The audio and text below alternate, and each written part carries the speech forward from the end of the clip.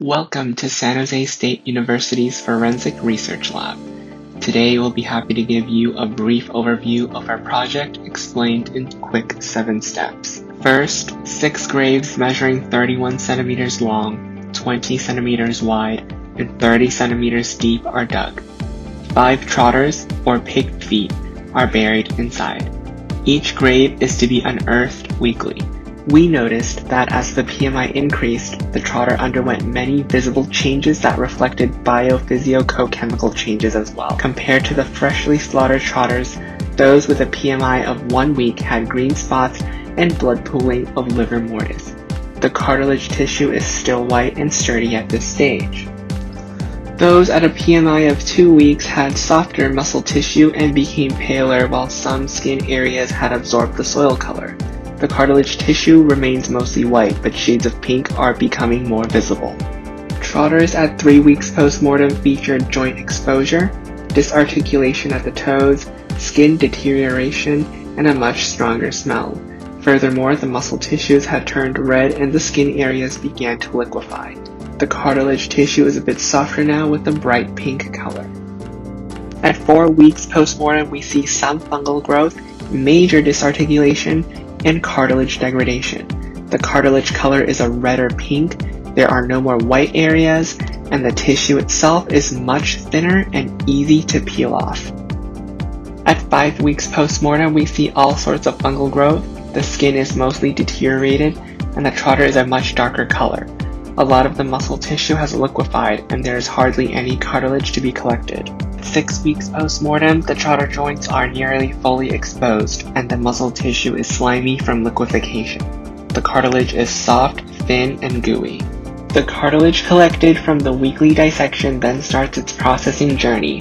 Cartilage is measured into 4 tubes, and a calculation is done to determine the amount of protein extraction buffer reagent needed to be added in each tube. The tubes are then placed into a thermocycler and left for 48 hours. The supernatant, or liquid found at the top of each tube, is carefully removed using a micropipette and added into new tubes. This new liquid is going to be put through a process to precipitate and solidify proteins of interest into a pellet. An aliquot of supernatant has protein precipitation buffer added to it. It's then put onto the thermocycler and spends 1 to 2 hours in our negative 80 degrees Celsius deep freezer. Upon removal, the samples are centrifuged further to solidify the protein while they defrost. The supernatant solution goes through this refinement process a total of 4 times. The samples are now ready to start the reconstitution process. This means that the solid pellet will now be redistributed into a solution instead of a solid. The protein precipitation buffer is carefully removed from around the pellet without disrupting it.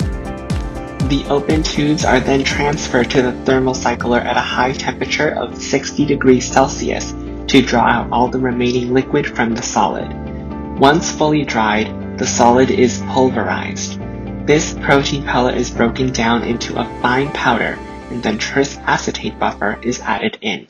The solution is then resuspended using the thermocycler at a high speed, and a high-speed vortex is also used until it is completely uniform. After the proteins of interest have been isolated in the refinement stages, we can begin the protein characterization process.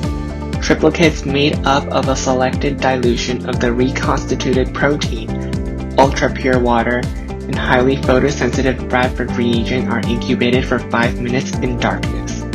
The absorbances are then measured in the spectrophotometer at 595 nanometers. The data readings are then recorded and extrapolated into a graph that quantifies the amount of protein found in each postmortem week. The data shows how the amount of protein found declines at a steady rate throughout the postmortem interval in the weeks studied.